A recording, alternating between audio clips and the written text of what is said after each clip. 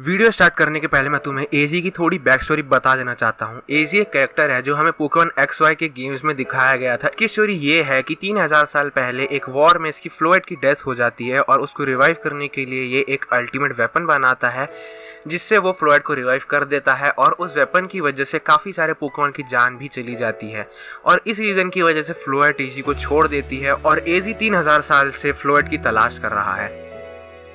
तो hi guys, तो जैसा कि मैंने कम्युनिटी में पोस्ट करा था कि नेक्स्ट वीडियो यूनोवा पर होगी और ये वीडियो है यूनोवा के ट्विन ब्रदर्स के ऊपर जिनकी वजह से ओरिजिनल ड्रैगन स्प्लिट हो गया था रेशिराम और ज़ेक्रोम में। और इस वीडियो में हम पता लगाने की कोशिश करेंगे कि वो ट्विन ब्रदर्स कौन थे और यूनोवा की हिस्ट्री क्या थी। तो हम शुरुआत करते बिल्कुल स्टार्टिंग से, करीब 2500 साल पहले जो यूनोवा रीजन बना था। तो बल्वा पीढ़ी के हिसाब से यूनोवा रीजन उस लैंड के वॉरिंग पीपल को यूनाइट करके बना था और जिन्होंने उन्हें यूनाइट करा था वो ट्विन ब्रदर्स थे।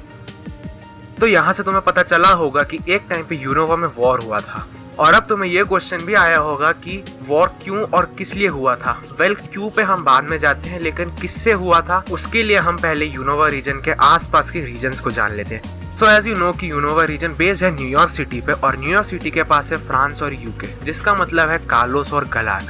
तो मे बी जब वॉर हुआ था तब वो गलार या कालोस से हुआ था, बट अकॉर्डिंग टू मी ये वॉर चला था कालोस और यूनोवा के बीच में, क्योंकि बल्वा पीढ़ी के हिसाब से 3000 साल पहले कालोस में वॉर हुआ था और यूनोवा में भी 2500 साल पहले एक वॉर हुआ था। अब यहाँ पे एक बात नोट करो, 2500 साल पहले मतलब करेक्ट 2500 साल पहले नहीं, वो 3000 साल पहले भी हो सकता है, क्योंकि बल्वा पीढ़ी के हिसाब से 2500 साल पहले यूनोवा क्रिएट हुआ था, ना कि वॉर स्टार्ट हुआ था। वॉर पहले से चल रहा था। अब आते हैं कि ये वॉर बंद कैसे हुआ था। कालोस की हिस्ट्री के हिसाब से वॉर एजी ने रोका था अल्टीमेट वेपन यूज करके और यूनोवा का वॉर खत्म करा था ट्विन ब्रदर्स ने। तो इनमें क्या रिलेशन है? उल्टा ये तो इस थियरी को गलत प्रूफ कर रहे हैं, कालोस और यूनोवा में वॉर ही नहीं हुआ था। लेकिन क्या तुम्हें पता है एजी का भी एक भाई था? तो कहना क्या चाहता है? मेरा सीधा सा ये कहना है कि मे बी एजी और उसका भाई यूनोवा के ट्विन ब्रदर्स हैं। एजी ट्रुथ को फॉलो करने वाला है और उसका ब्रदर आइडल को फॉलो करने वाला है। और तुम्हें पता है कि एजी और उसके भाई में भी इसी वजह से लड़ाई हुई थी, क्योंकि एजी का ब्रदर काफी आइडियलिस्टिक और ट्विन ब्रदर्स में भी इस वजह से ही लड़ाई हुई थी, क्योंकि उनमें से एक ज़ेक्रोम का ओनर आइडियलिस्टिक था। और बल्वा पीढ़ी के हिसाब से एजी के भाई को अपनी गलती का एहसास हो जाता है और ट्विन ब्रदर्स में जो लड़ाई चलती है ज़ेक्रोम और रेशिराम में, उसमें भी आइडियलिस्टिक वाला भाई भी समझ जाता है कि वो गलत है और उनकी लड़ाई खत्म हो जाती है। तुम्हें ये क्वेश्चन दिमाग में जरूर आया होगा कि फिर कालोस मिथ में एजी के भाई का मेंशन ना के बराबर क्यों है? मे बी ऐसा इसलिए है क्योंकि वो एजी को एज अ हीरो दिखाना चाहते हैं और फ्यूचर जनरेशन के लिए एक एजी जैसे ट्रुथ फॉलो करने वाले को आइडियल बनाना चाहते हैं। लेकिन यूनोवा रीजन के लोगों ने ये चीज नहीं छुपाया, क्योंकि वो आइडियलिस्टिक ब्रदर यूनोवा का ही किंग था। फॉर प्रूफ, अगर तुमने पोकेमॉन XY खेला होगा तो तुम पारफॉर्म पैलेस के बारे में जानते ही होगे। अगर नहीं जानते तो उसकी स्टोरी ये है कि 300 साल पहले उसे कालोस के किंग ने बनाया था। तो इस पैलेस में अजीब बात यह है कि इस पैलेस के गार्डन में रेशिराम और ज़ेक्रोम का स्टैचू बन रखा है। तुम खुद सोचो कि यूनोवा का लेजेंडरी का स्टैचू कालोस में क्यों बनेगा? और तुम लोग ये भी सोच रहे होगे कि अगर वॉर 3000 साल पहले हुआ था तो एजी भी काफ़ी पहले ही मर गया होगा। लेकिन मैं तुम्हें बता देता हूँ कि एजी ने जब अल्टीमेट वेपन यूज़ किया था तब वो एक्सपोजर की वजह से अमर हो गया था और अभी भी वो जिंदा है। और मे भी शायद उसने ही किंगडम छोड़ दी थी फ्लोएड को ढूंढने के लिए पैलेस बनाने के बाद। यहाँ तक तो थियरी थी, बट अब एक तरह का हाइपोथेसिस है मेरे पास इनकी फुल हिस्ट्री को जानने के लिए, और वो है गलार। तो अगर तुम्हें याद हो, मैंने इस वीडियो में पहले बताया था कि यूनोवा, गलार और कालोस बिल्कुल पास में है।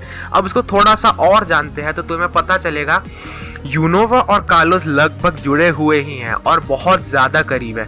तो बल्वा पीढ़ी के हिसाब से गलार में 3000 साल पहले द डार्केस्ट डे आया था, जिसमें एटरनेटस की वजह से पूरे गलार में एक डार्क स्टॉर्म आ गया था, जिसकी वजह से काफ़ी पोकेमॉन डायनामैक्स और जाइगेंटामैक्स करने लगे थे और इन दोनों को भी ट्विन ब्रदर्स ने ही रोका था। यहाँ तुम इनका ट्विन ब्रदर्स और 3000 साल पहले का अंदाज़ा लगा ही सकते हो। तो मे भी गलार के ब्रदर्स भी एजी और उसका भाई ही थे। अब देखो स्टोरी कैसे गई होगी, और पहले ही बताया था ये सिर्फ एक हाइपोथेसिस है। पहले गलार और कालोस एक ही रीजन थे और कालोस और यूनोवा में किसी वजह से वॉर हुई।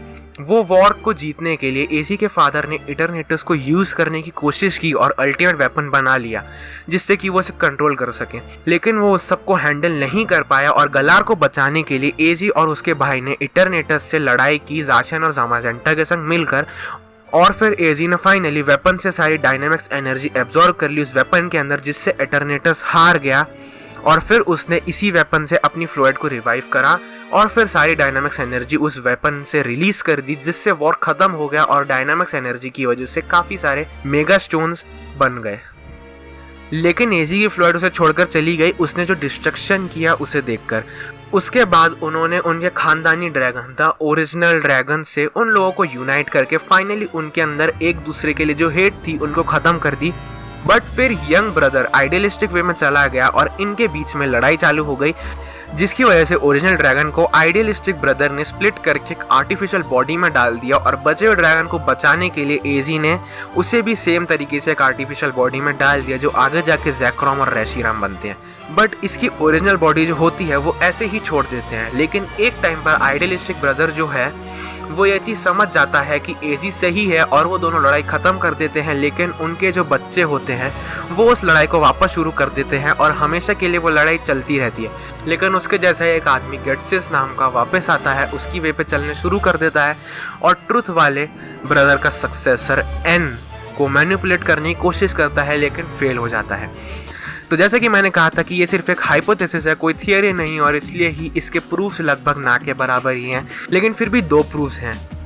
फर्स्ट, अल्टीमेट वेपन की वजह से एजी की हाइट काफी बढ़ जाती है, जस्ट लाइक पोकेमॉन बड़े हो जाते हैं डायनामिक्स एनर्जी से। और दूसरा, गेट्सिस जिस टेक्नोलॉजी से जैक्रोम को कंट्रोल करता है, शायद उसी का यूज करके वो दोनों रेशिराम और जैक्रोम को स्प्लिट करते हैं। So that's it. वीडियो बस यही तक थी। आपको वीडियो कैसी लगी कमेंट करके बताओ, और नेक्स्ट थियरी भी जल्द आने वाली है तो सब्सक्राइब करके रखना। तो मिलते हैं नेक्स्ट वीडियो में, तब तक के लिए बाय।